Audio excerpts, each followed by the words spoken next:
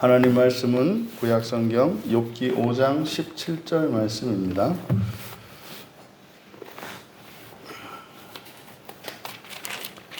우리 같이 한 목소리로 함께 읽겠습니다.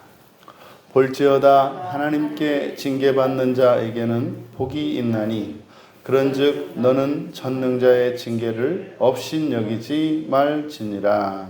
아멘. 징계의 의미와 목적이라는 제목으로 말씀의 은혜를 나누고자 합니다.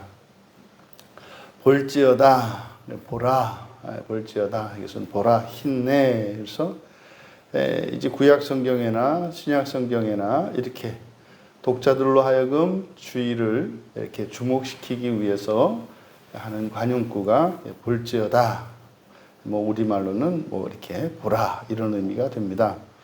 하나님께 징계받는 자에게는 복이 있다. 여기서 당연히 징계받는 자는 욥을 지칭하는 것이고, 이제 엘리바스는 이제 이렇게 좀처럼 자신의 충고를 받아들이지 않는 이제 욥을 회유하고 있습니다. 징계받는 게 나쁜 게 아니다. 그게 복이다. 이렇게 이야기를 하는 거죠. 여기서 이 하나님, 여기서 하나님은 엘로하입니다. 엘로힘, 삼위일체 하나님을 이야기하는 것이 아니라 엘로하예요. 엘로하. 근데 또 여기서 인간, 뒤에 보면 징계받는 자에게는 복이 있나니, 징계받는 자, 징계받는 사람이거든요. 사람. 여기서 지금 우리말은 그냥 자라고 이제 간단히 넘어갔습니다만은, 여기에서 인간은 앞에서도 우리가 살펴보았던 것처럼 에노시입니다. 에노시는 필멸적 인간이라고 그랬죠. 그래서 인간의 필멸성을 강조할 때 에노시라고 하는 말을 씁니다. 그러니까 좀 더 그 의미를 구체적으로 드러내자면, 필멸적 인간, 그러니까 하나님께서, 우리말 성경은 하나님께 징계받는 자 이렇게 되어 있는데, 하나님께서 직역을 하면 하나님께서 책망하시는 필멸적 인간은 행복하다, 복되다 이렇게 되는 겁니다. 여기 이제 핵심이 되는 단어가 징계라는 말인데, 17절의 상반절에 있는 징계와 하반절에 있는 징계가 다른 단어입니다. 앞에 징계받는 자 할 때 이 징계하다라고 하는 이 말은 야카흐라는 말인데, 욥기 13장 3절에는 이게 변론하다라고 번역이 되어 있습니다. 근데 창세기 31장 42절에서는 책망하다라고 이제 번역이 되어 있어요. 근데 이 야카흐가 의미하는 바, 이것은 말씀으로 어떠한 교훈으로 상대방을 깨우쳐서 알게 하는 것, 이것이 이 야카흐라고 하는 단어의 의미입니다. 그래서 징계받는다라는 말보다는 책망한다라고 하는 것이 더 좋겠다. 그러니까 책망한다라고 할 때 느낌을 아시죠? 어떤 말을 하잖아요. 그것이 잘못됐다, 그러니까 이렇게 하라라고 하는 가르침이 들어가 있어요, 이 야카흐에. 그래서 이것을 이제 책망이라고 하는 게 좋겠다. 그래서 보라, 그대로 지각하면 보라, 하나님께서 책망하시는 필멸적 인간은 복되다, 또는 행복하다, 이렇게 해도 되는 거죠. 여러분, 필멸적인 인간이 하나님의 책망을 받으면 복이 있대요. 여러분, 우리가 이제 말하기는 쉬운 겁니다. 그런데 그럼 이 말씀이 정말로 그런가 보자 이 말이죠. 이 책망한다, 이렇게 책망을 하나님께서 책망하시는 그런 필멸적 인간이 행복하다? 과연 맞습니까? 그러니까 여기서 이제 복되다 또는 행복하다 이렇게 번역되는 이 말이, 이제 성경에 복과 관련된 말이 두 단어가 있단 말이에요. 구약 성경에 에쉐르가 있고 바라크가 있단 말이죠. 에쉐르라고 하는 것은 영적인 복입니다. 그리고 바라크는 현세적인 복이에요. 여기에 사용된 이 말이 에셰르이기 때문에 이게 산상수훈에서 나오는 복이 있는 자, 마카리오스로 번역되는 말이거든요. 이것은 영적인 복입니다. 그러니까 필멸적인 인간이 하나님으로부터 책망을 받는 것이 복되다라고 할 때 그 복은 바로 영적인 복이며 내세의 복과 관련되어 있어요.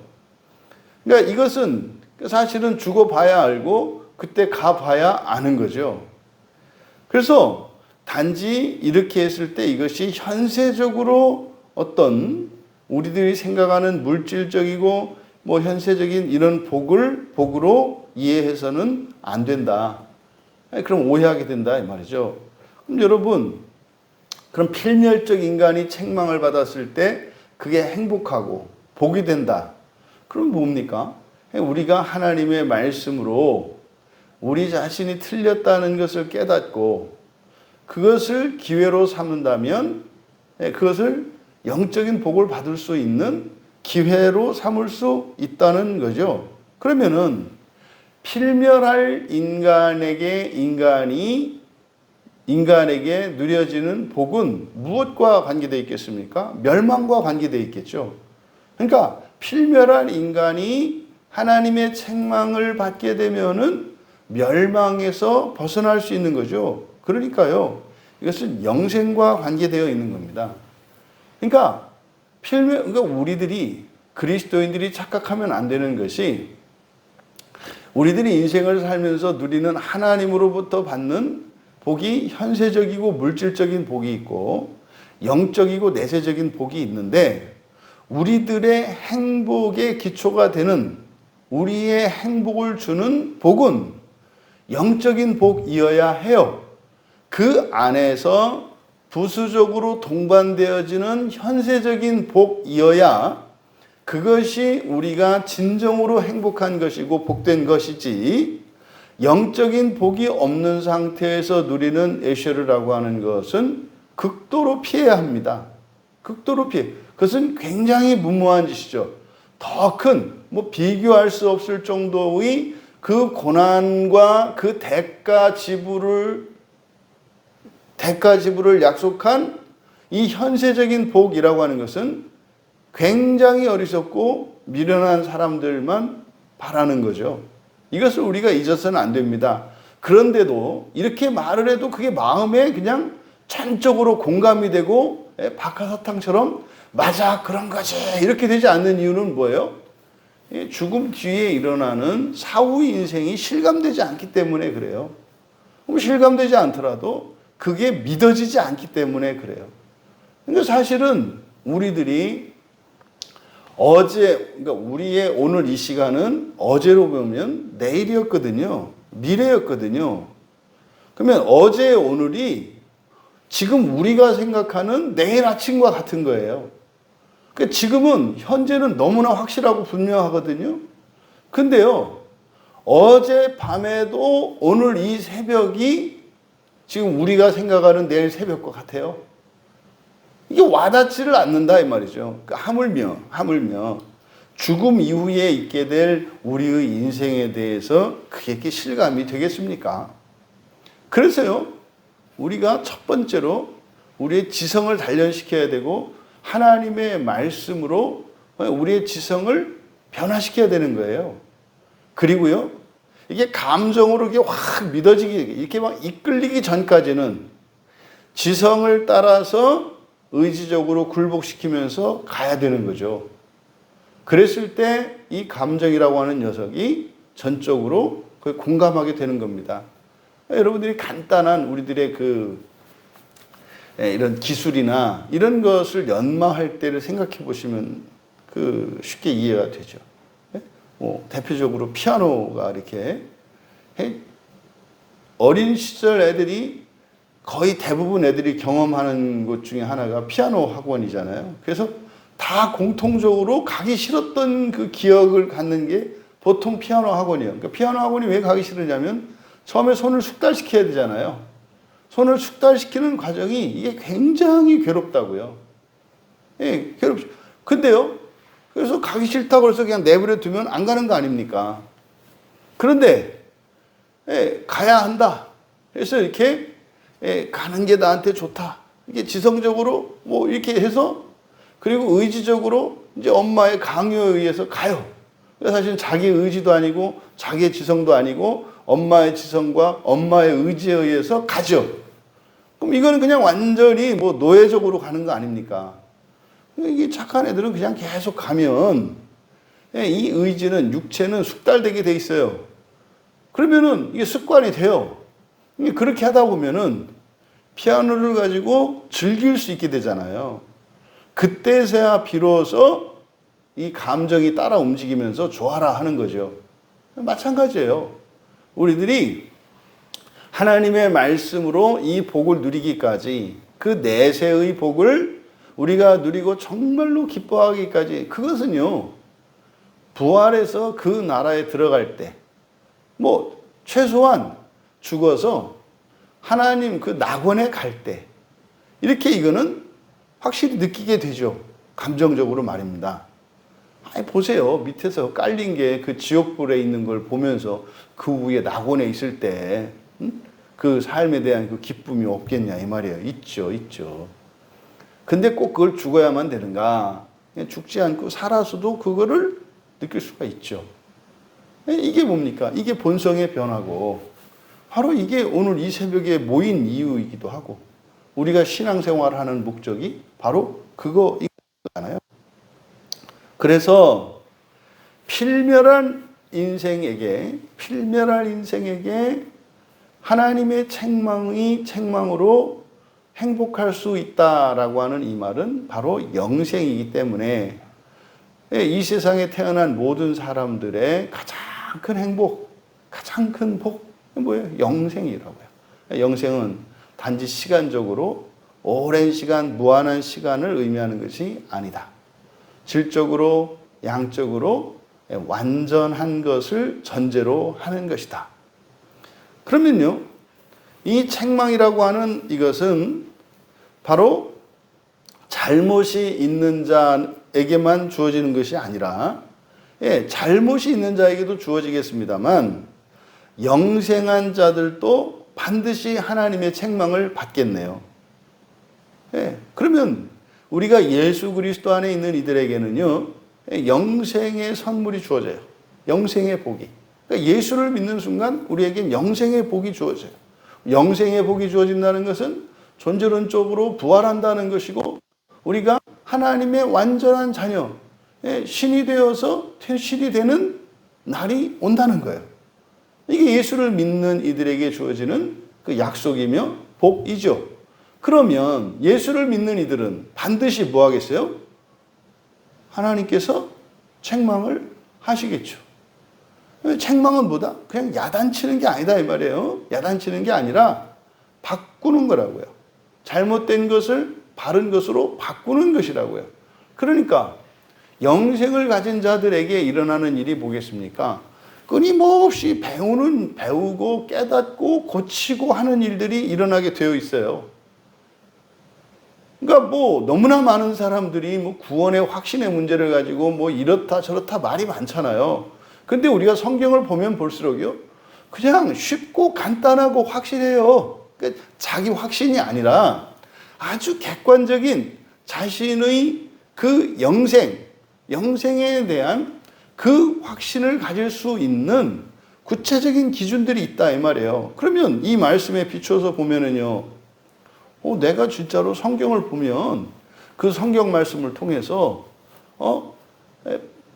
바른 것과 그른 것을 깨닫고 나에게 있는 좋은 점과 잘하는 것과 잘못된 것을 깨닫고 또 그것을 깨달았을 때 그게 기쁨이 되고 감사가 되고 또 그러면은 나의 생각을 하나님의 성경 말씀을 통해서 깨닫게 된 하나님의 생각으로 바꾸고 싶어 하고 바꾸려고 하는 그런 노력과 실천이 있는지, 그리고 그것을 하나님께 기도하고 있는지, 그랬을 때 또한 그러한 결과가 나에게 경험되고 있는지, 그럼 되는 거죠. 그러니까 너무나 분명하다니까요. 하지만 지금 이 말씀으로는 의미가 있고 맞는 말이에요. 그런데 엘리바스가 지금 욥에게 하는 이 말의 의도, 여기서 하나님께 징계받는 자 할 때 이 하나님이 징계한다고 하는 이 징계라고 하는 것은 악한 사람만 받는 것이 아니라 하나님이 그러니까 선택하셔서 영생할 자들도 받는다고 그랬단 말이죠. 심지어는 사랑하는 자를 징계하신다고 한다 이 말이에요. 하지만 엘리바스의 의도는 뭡니까? 이때 욥에 받는 책망이라고 하는 것은 잠언 9장 7절과 8절에 있는 악인이 받는 책망이요 거만한 자가 받는 책망이겠죠. 그러니까 지금 여기서 말하는 이 징계라고 하는 것은 욥에게 하나님이 책망하실 만한 거리, 그런 잘못이 있다는 전제를 깔고 욥을 회유하라는 목적에서 하는 말인데, 또 여기서 말하는 징계라고 하는 것은 하나님의 교훈, 가르침을 말하는 것이 아니라 고난을 말하는 거죠. 막 자식들이 죽어나가고 재산이 강탈당하고 몸에 질병을 얻고 사람들로부터 내쫓김을 당하는 이런 육체적이고 사회적이고 관계적인 이런 존재론적인 고통을 유발하는 이러한 장을 가리키는 말이죠. 그러니까 이게 지금 엘리바스가 오해하고 있는 거죠. 엘리바스는 징계라고 하는 말의 의미를 잘못 알고 있는 거예요. 징계는 그런 게 아니에요. 병들고 죽어나가고 망하고 이게 징계가 아니에요. 그거는 뭡니까? 그건 징벌이죠. 징벌이죠. 근데 그 징벌, 저주, 이거는 말입니다. 하나님이 내리시는 게 아니죠. 그것은 하나님이 주신 책망, 가르침이잖아요. 하나님이 주시는 책망은요, 잘못된 것과 바른 것과 그른 것을 동시에 가르쳐 주시거든요. 이거는 바른 길이고 이거는 그른 길이다라고 가르쳐 주세요. 그래서 바른 길로 갔을 때는 거기에 복이 있다, 에셀에 복이 있다, 이렇게 말씀을 해요. 근데요, 그른 길로 계속 가면 거기에는요 징벌이 있고 저주가 있어요. 그러니까 욥이 겪고 있는 이 일은 하나님의 징계로 번역되어 있는 책망의 결과가 아니라, 원래 징벌이라고 하는 것은 자신의 선택의 결과인 거예요. 하나님이 내리시는 것이 아니라, 징벌과 축복이라는 것은 이거는 하나님의 주권하에 있지만 그 하나님의 주권이라고 하는 것 이전에 우리의 선택의 문제예요. 복된 삶을 살 것이냐, 징벌적인 저주의 삶을 살 것이냐 하는 것은 우리의 선택의 문제지 하나님의 주권에 달려있는 게 아니다. 하나님의 주권이라고 하는 것은 우리의 인생 앞에 복과 징벌의 형식의 저주를 두셔서 우리에게 선택권을 주시는 것이 하나님의 주권이지, 그 우리가 복을 누릴 것이냐 징벌을 받을 것이냐 하는 것은 하나님이 정하시는 게 아니에요. 이렇게 하면 이렇고 이렇게 하면 이렇겠다라고 정해놓은 것은 하나님이시지만 실질적으로 그것을 선택하는 것은 누구의 주권이다? 나의 주권이에요. 그러니까 지금 이 삶은 욥이 겪고 있는 이것은 하나님이 사탄에게 시험을 허락하셔서 하나님이 그의 인생에 이런 고난과 환난을 주신 게 아니라 그것은 욥이 선택한 거라고요. 욥이 선택한 것이 이게 과정으로는 이런 방식을 거쳐서 이루어지는 것입니다만, 그러면 반드시, 그러면 어떻게 하더라도 욥은 이 재난에서 벗어날 수 없었는가? 아니에요. 피할 수 있다니까요. 피할 수 있다니까요. 근데 엘리바스는 지금 욥의 상황을 하나님께서 징계하는 상황으로 얘기를 하는 거예요. 뭡니까? 회초리를 들어서 후려쳐서 깨닫게 한다 이 말이에요. 아, 여러분 자녀들이 뭘 잘못했으면 그냥 후려칩니까? 먼저 얘기를 하잖아요. 선은 어떻고 후는 어떻고 이야기를 하잖아요. 그 다음에 말을 해도 못 알아들어. 근데 그걸 바꾸지 않으면 내가 사랑하는 자녀에게 큰 화가 있어. 그러면 그 화보다 강도가 훨씬 작은 체벌을 하는 거잖아요. 근데 그거 안 했을 때 생기는 화보다 체벌이 더 커. 이러면 안 되죠. 응? 기껏해야 뭐 발가락 하나 다칠 정도의 화가 예상이 돼. 이거 안 하면. 근데 그거 안 한다고 다리를 분지르면 그게 부모입니까? 마귀지. 그런 일은 없죠. 하나님이 내리시는 이런 저주와 징벌이라고 하는 것은 구원을 목적으로 하는 것이고 교화를 목적으로 하는 것이기 때문에 결코 불순종했을 때, 불순종함으로써 그가 겪게 될 그 불행과 고난에 비해서 훨씬 작은 거죠. 그래서 우리가 늘 기억해야 되는 게 있다 그랬잖아요.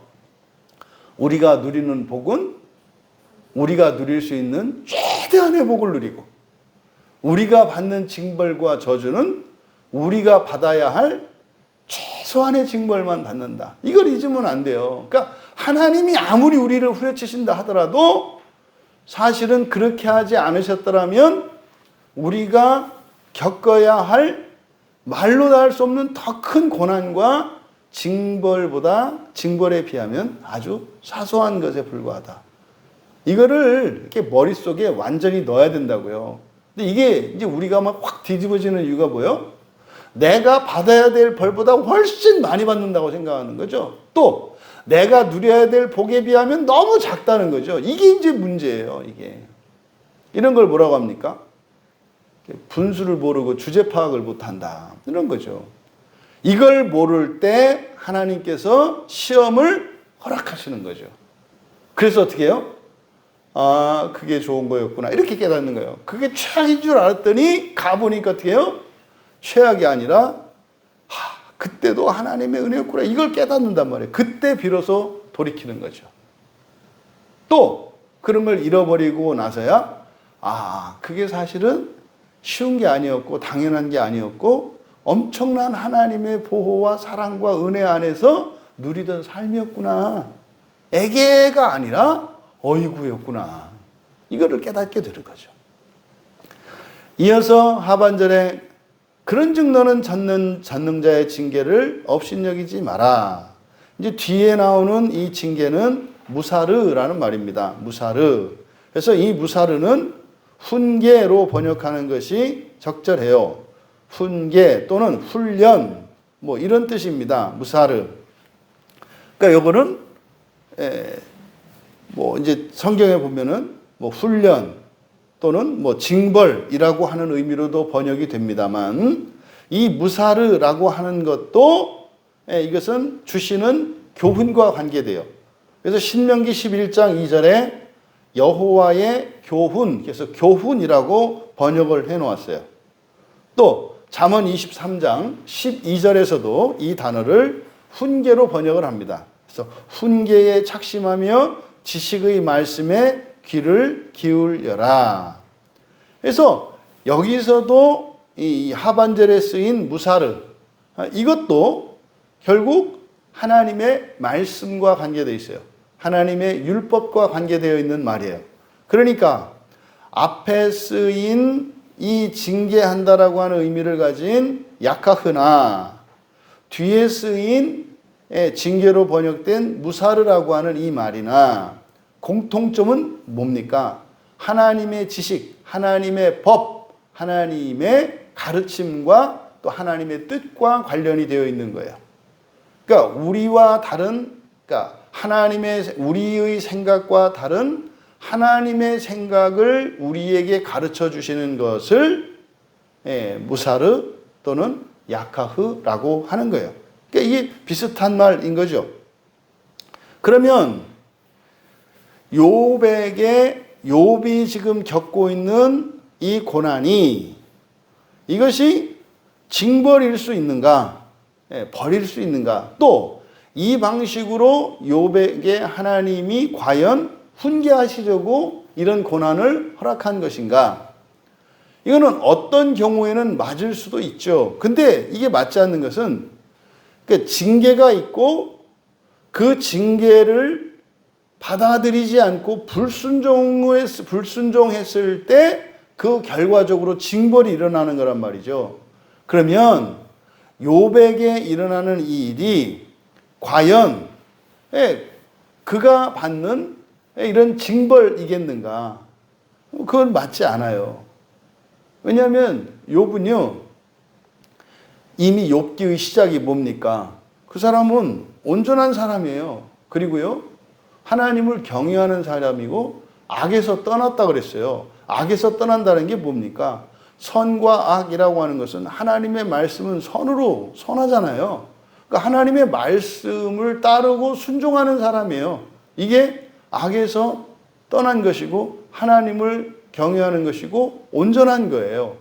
그러니까 욥은요, 하나님의 징계를, 다시 말해서 하나님의 이런 훈계를, 또 하나님의 책망을 그렇게 가볍게 여기거나 멸시하는 사람이 아니에요, 욥은. 그러니까 지금 욥이 겪고 있는 이 고난이라고 하는 것은 인간적인 의에, 다시 말해서 율법을 기준으로 해서 그가 무슨 범죄를 저질렀고 회개하지 않은 죄 때문에 일어나는 일은 아니라는 거예요.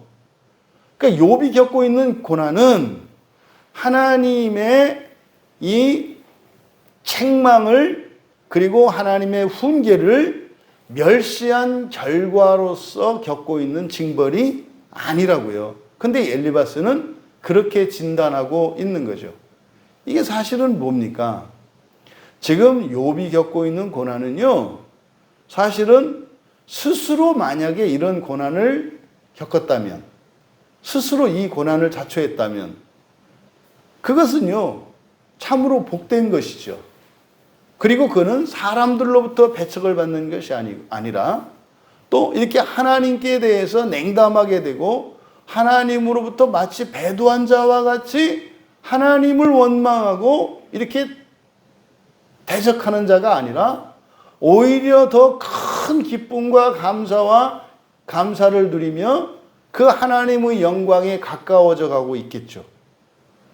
그러니까 이 고난이, 욥에게 일어난 이 고난의 원인은 바로 그 욥의 목적이 사람에 의였고 그가 바라는 세상은 하나님의 나라가 아니고 이 사람의 나라, 이 세상의 나라이기 때문에 생겨난 고난이지, 그가 죄가 있고 그가 사람으로서, 다시 말해 율법을 기준으로 해서 모자람이 있기 때문에 생긴 것은 아니다.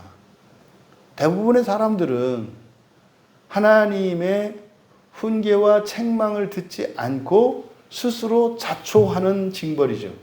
욥의 경우는 그렇지 않다 이 말이에요. 이게 무슨 말입니까? 그럼 욥이 넓은 의미로는 우리 그리스도인 모두를 의미한다 그랬잖아요. 그러니까 우리 그리스도인 모두의 인생에 일어나는 이런 징벌적인 재난과 고난이라고 하는 것은 하나님이 내리시는 게 아니라 누가 뭐한 거다? 우리가 선택한 거다. 우리가 선택한 거다. 이거를 잊으시면 안 돼요. 주여, 나의 인생에서 이 고난을 가져가 주시옵소서. 네가 버려라 이러신다. 네가 버려라. 네가 그걸 꼭 끌어안고 있는데 마음 약한 내가 그걸 어떻게 뺏겠냐. 일단 여기 대문 앞에 내려놔야 내가 내일 아침에 와서 수거해가지. 하나님이 강도와 같이 우리의 마음의 빗장을 확 깨버리고 들어와서 우리 안에 있는 그것을 가져가지 않으신다고요. 내놔야 한다고요. 내놔야 한다고요.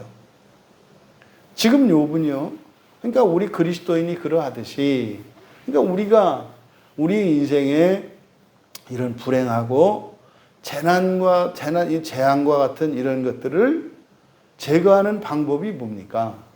힘을 갖추고 그런 요소들을 우리들이 스스로 제거하는 것이 아니라 첫째가 뭐예요? 회개예요, 회개.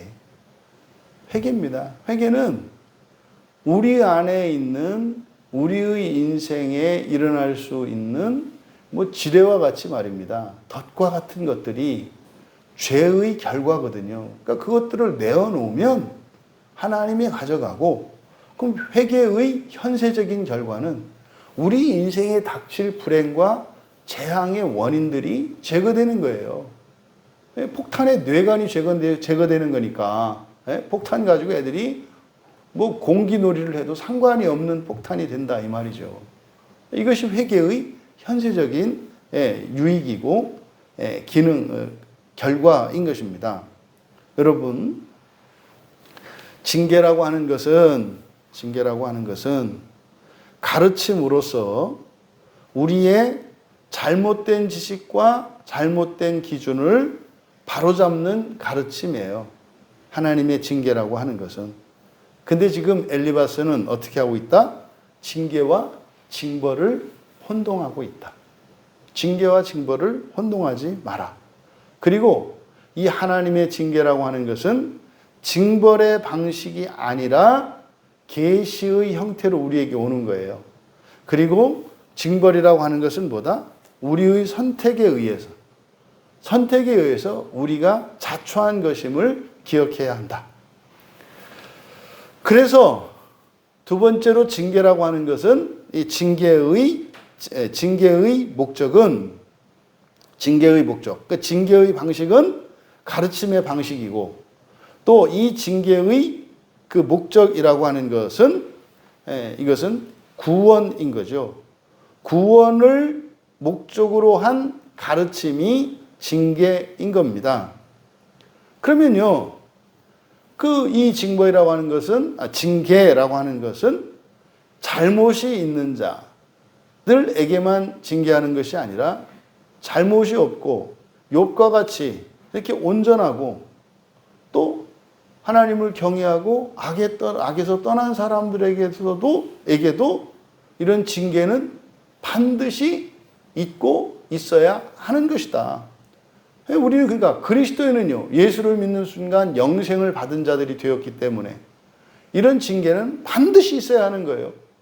어떤 식으로든지 있어야 하는 거예요. 그러면은요, 징계를 받아야 우리의 잘못된 것으로 인해서 예상되어지는 징벌을 피할 수 있는 게 되잖아요. 그 모든 것들이 합쳐져서 있는 게 지옥이란 말이에요. 그러면 우리가 사는 동안 이 구원을 목적으로 주시는 하나님의 이런 가르침, 이 징계를 우리가 받아들일 때 이러한 불행들을 제거할 수 있고 마침내 지옥을 우리의 인생에서 완전히 멀리할 수 있게 되는 거죠. 잠언 3장 12절이 바로 사랑하시는 자를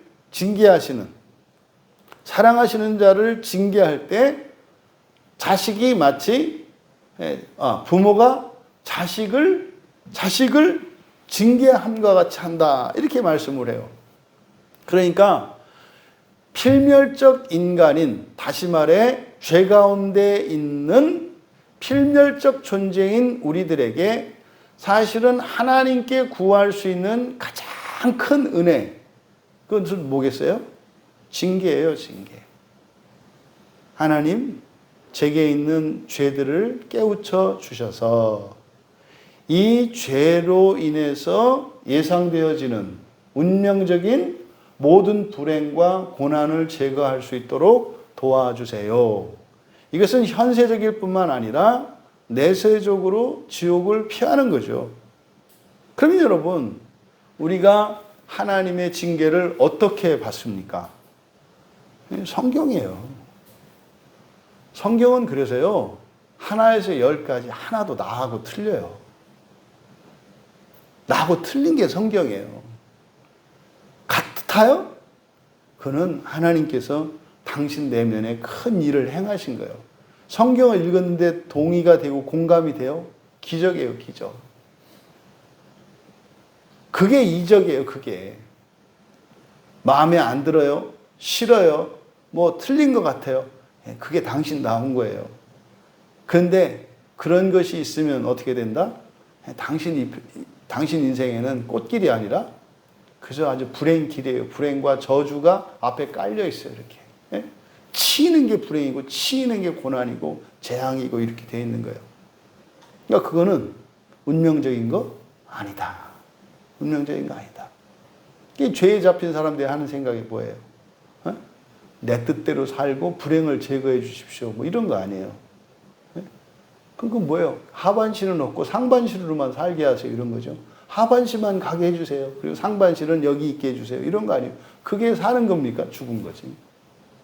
여러분, 현실에 대한 분별력을 가지시는 우리 모두 되기 바랍니다. 그래서 성경의 모든 말씀을 하나님이 주시는 징계로 받아서 영적인 복을 받아 누리시는 여러분 되시기 바랍니다. 바라기는 그 영적인 복이 차고 넘쳐 흘러서 여러분의 현세의 삶 속에 여러분이 그렇게 좋아하는 돈도 주시고 건강도 주시고 장수도 주시고 번창하는 복을 누리시기를, 절대로 이게 영적인 복을 앞서거나 우선하지 않기를 주님의 이름으로 축원합니다. 존귀하신 하나님, 이 세상을 살아가는 저희들에게 가장 우선적이고 가장 필요한 것을 꼽으라 한다면 하나님의 징계인 것을 오늘 말씀을 통해 깨우치게 됩니다. 하나님이 주시는 징계에 저희들이 마음을 활짝 열고 받아들이게 하시고 그 징계를 따라서 그 하나님의 가르침으로 우리의 모든 기준과 생각들을 바꾸어 나가면 저희들의 인생이 현세에서뿐만 아니라 영생에 이르기까지 모든 재난과 징벌이 없게 하옵소서. 감사하며 예수님의 이름으로 기도하옵나이다.